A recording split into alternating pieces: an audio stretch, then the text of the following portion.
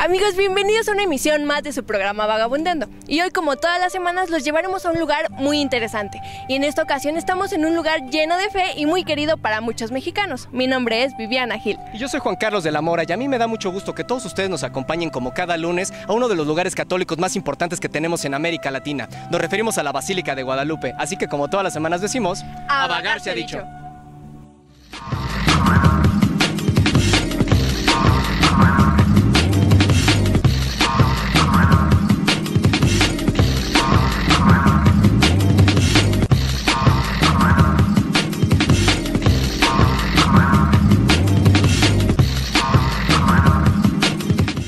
Pues bien, vagabunderos, nos encontramos con Gaby Treviño, quien se encarga de dar las visitas guiadas aquí en la Basílica de Guadalupe. Muchísimas gracias, en verdad, por darnos este pequeño tour. No, ¿de qué? Y nos va a contar acerca de la historia que guarda el atrio de la Basílica, ¿no es así? Así es, bueno, este lugar les da la más cordial bienvenida a todos ustedes. Los esperamos muy pronto por acá. Y bueno, aquí trataremos de dar un pequeño panorama de lo grande que es este lugar. Es una maravilla saber que estamos inundados por personas que están llenas de fe, que vienen con el corazón en la mano, entregárselo a la Virgen de Guadalupe, que es aquí su casa, y también un poco a conocer parte de la identidad de nuestro pueblo, que se verá en cualquiera de los templos que tenemos aquí. No solo contamos con la nueva basílica, sino con cada una de esas pequeñas casitas que tuvo nuestra Virgencita de Guadalupe a partir de 1531. Todo este lugar, el atrio que ahora estamos conociendo, pues ya podrán ir viendo algunos de los templos. En el siglo XIX, digámoslo así, todavía contábamos con más templos de los que vemos ahora, pero bueno, se fueron acabando unos a otros. Ya solo nos quedan los más destacados de las épocas a partir de 1531 hasta la época moderna. Entonces esperemos que les guste y pues bueno, también un espacio para que las familias vengan, estén con la Virgen en comunión y pues le entreguen un poco de su tiempo y que conozcan parte de nuestra historia.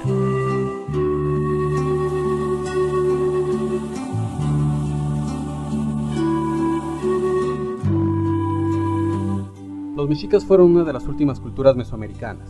Pensaban que el universo se mantenía vivo aportándole sangre y corazones humanos. Este sacrificio era una expresión de entrega religiosa, pues creían en un único Dios, pero con muchos aspectos.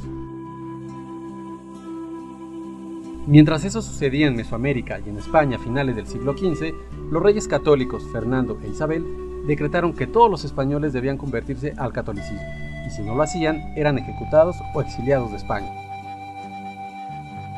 Cuando llegaron los conquistadores a Tenochtitlán el 8 de noviembre de 1519, el tipo de conquista espiritual fue con la intención de evangelizar al pueblo indígena con humanismo y caridad.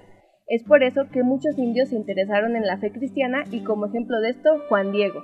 El mensaje de redención llega a los indígenas a través de la figura de los frailes, pero ellos querían arrancar de raíz las creencias religiosas. Fue un choque entre ambas culturas, y es por eso que, siguiendo los estatutos católicos, Dios envió a su madre María de Guadalupe para entregar ese mensaje salvífico que suscitó una meta común para la religiosidad de conquistadores y conquistados. Un sábado 9 de diciembre de 1531, en el Cerrito del Tepeyac, un indio llamado Juan Diego escuchó la voz de una doncella que lo llamaba por su nombre y le reveló su voluntad. El cual era que se le construyera un templo. Al no creer el obispo lo que decía Juan Diego, tuvo que demostrárselo y al tirar de su tilma, un sinfín de rosas vieron la imagen de la Virgen María de Guadalupe plasmada en ella. Chavos, ¿les está gustando la historia de este lugar? Pues déjenme les digo que tenemos todavía más después de este pequeño corte comercial, porque vamos a hablar sobre el Códice Guadalupano. Así que volvemos.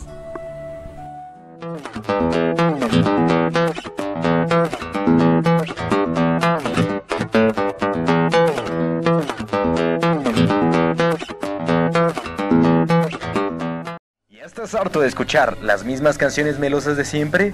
¿O eres de los que les gusta ponerle un soundtrack a tu vida? Pues entonces, Conexión Sónica es el espacio perfecto para ti. Déjate seducir por la magia de los viernes musicales, Donde José Carlos y Diana te presentarán a los grandes ídolos del futuro. así que no se desconecten porque como cada viernes de poderosa música, La conexión ha comenzado. Inspira TV, el canal que te lleva a experimentar el alto voltaje de la música. La conexión ha terminado.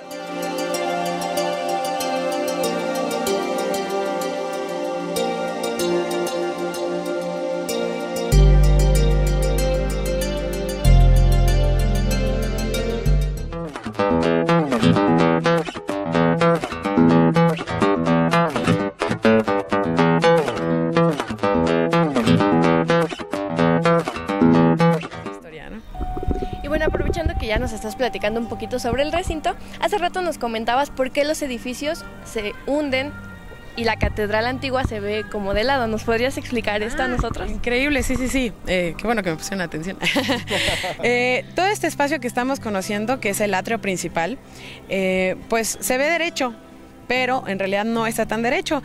En la época prehispánica esto era el lago de Texcoco, entonces la mayoría de las edificaciones que conoceremos ahora tienen una especie de movimiento, digámoslo así, unos hacia adelante como la antigua basílica, que le decimos así de cariño, se llama templo expiatorio, y otros que se están hundiendo literal hacia abajo y están separados de la tierra, o bueno, de donde caminamos, por lo menos. Entonces sí se verá esos espacios un poco modificados, ¿no? Pero es justo por esa parte de historia prehispánica que hay que retomar. Y a este respecto, ¿han buscado alguna alternativa para poder solucionar el problema de la inclinación de la basílica? Porque es toda una reliquia histórica, por así decirlo, ¿no? Claro, sí. ¿No cabe ese riesgo de que desaparezca? Pues mucho se ha mencionado de eso, pero aquí en Basílica tratamos de recuperar esos espacios para que no solo estén ahí, sino que la gente todavía tenga oportunidad de visitarlos, de entrar y conocer ese gran lugar. En el caso de la antigua Basílica se ha tratado de rescatar con un sistema hidráulico que, pues por desgracia, por lo que sabemos ahorita, no se va a quedar como en un principio estaba el templo, pero por lo menos ya evitamos que se siga cayendo y así, bueno, podemos seguir pasando, ¿no? Oye, pues ¿qué te parece, Gaby, si seguimos con el recorrido y nos llevas a otro lugar interesante aquí en la Basílica del Guadalupe? Así que ustedes, vagabunderos, acompáñenos.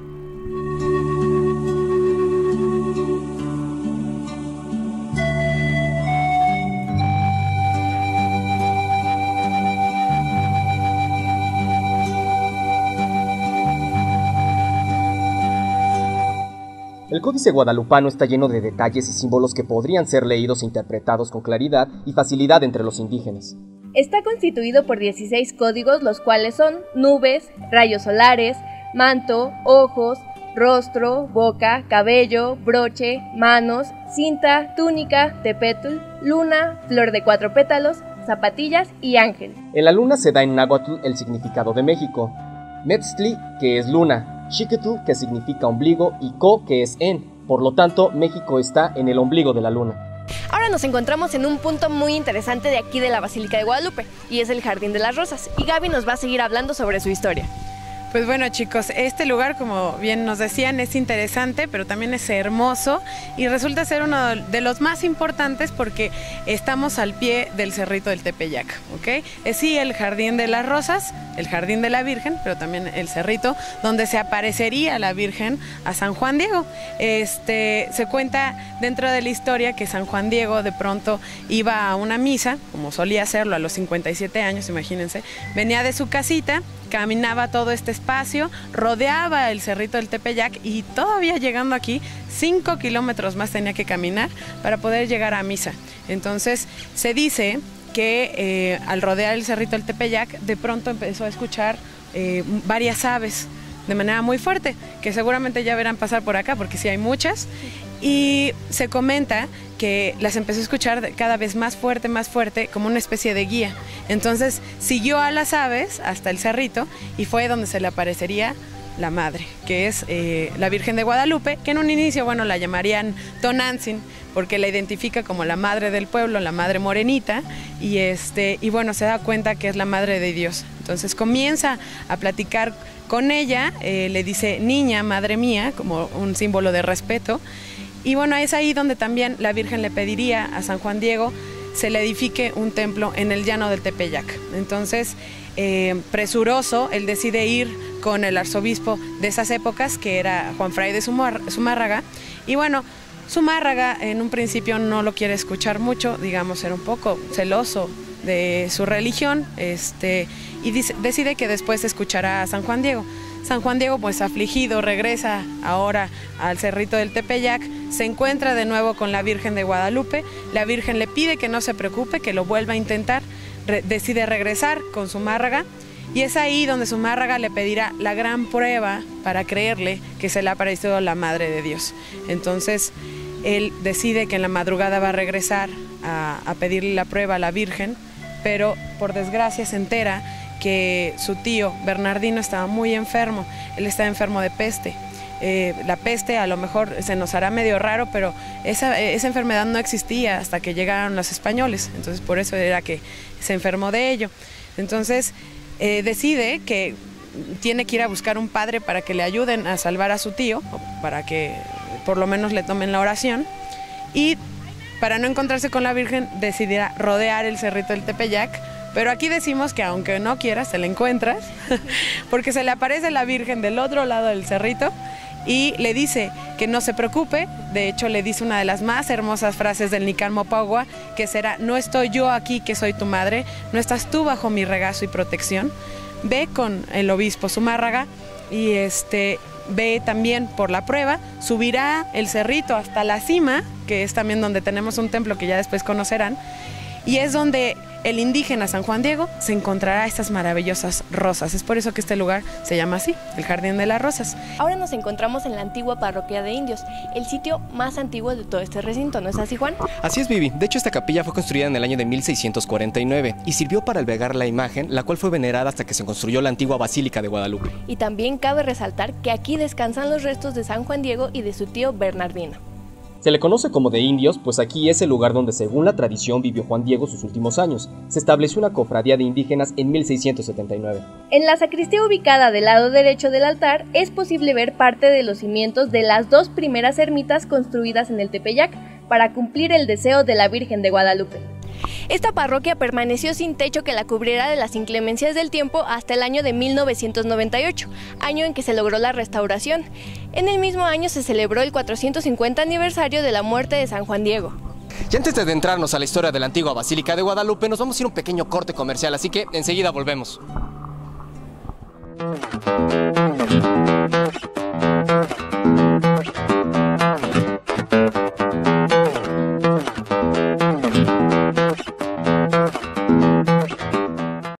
En Inspira TV queremos que te comuniques con nosotros. Lo puedes hacer por Facebook y Twitter. No dejes de visitar nuestra página oficial www.inspiratv.com.mx, donde puedes consultar la programación y ver las emisiones más recientes. Inspira TV.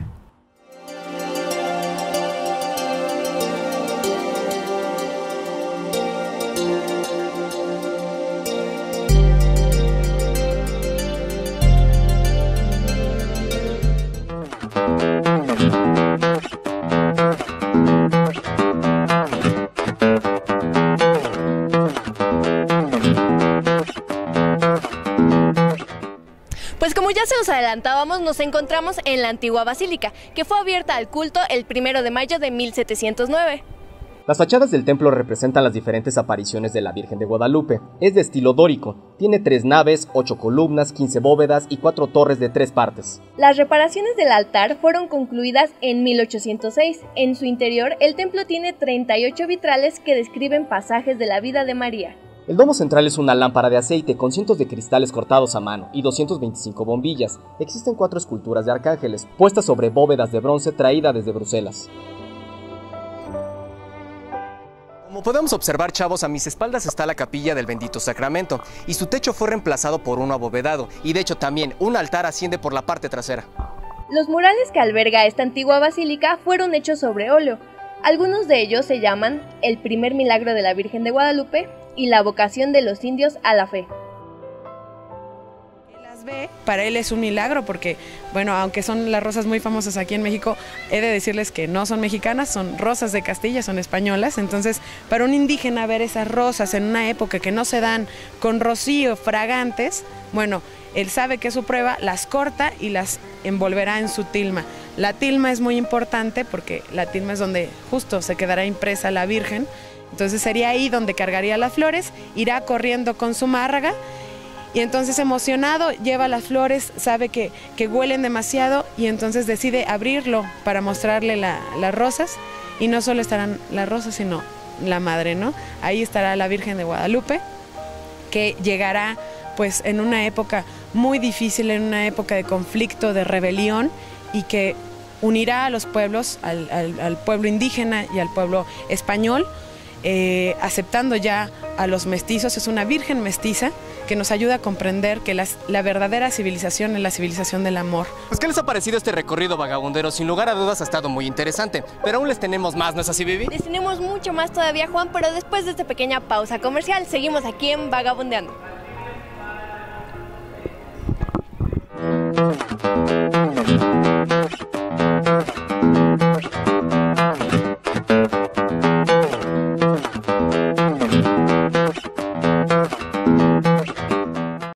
En Inspira TV queremos que te comuniques con nosotros.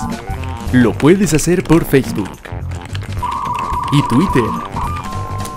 No dejes de visitar nuestra página oficial www.inspiratv.com.mx, donde puedes consultar la programación y ver las emisiones más recientes. Inspira TV.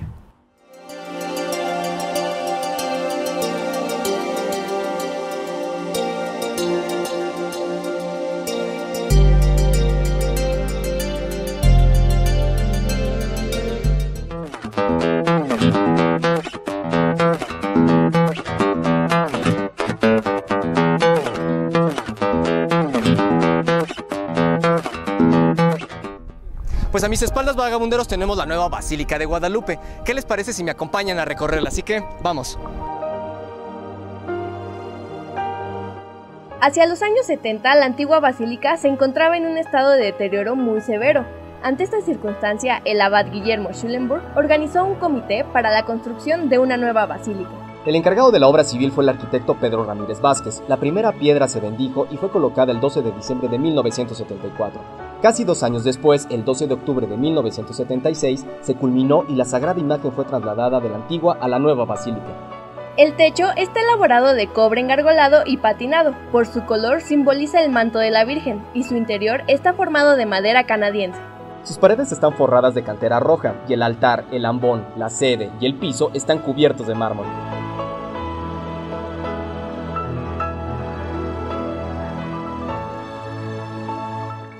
En el interior de la basílica encontramos el presbítero. Es de forma semicircular y fue colocado el 2 de febrero de 1990. Arriba de este se puede apreciar un retablo de madera de caoba con 30 metros de altura y 8.7 metros de ancho. Al centro se encuentra la imagen gloriosa y a sus pies la sagrada imagen de la Virgen. La basílica cuenta con un bautisterio y 9 capillas altas desde las que se puede participar a la celebración del altar mayor. Además de que cuenta con la capilla del Santísimo, la cripta guadalupana y un órgano monumental. Pues sin lugar a dudas, Vivi, este recinto guadalupano todavía tiene muchas historias que contarnos, ¿no es así? Así es, ustedes no se pueden perder el siguiente programa el próximo lunes de este interesante recorrido por la villa. Por lo tanto, no nos despedimos totalmente y los invitamos la próxima semana para seguir disfrutando del Cerro del Tepeyac. Se desconecta Juan Carlos de la Mora y Viviana Gil. Así que, hasta la próxima.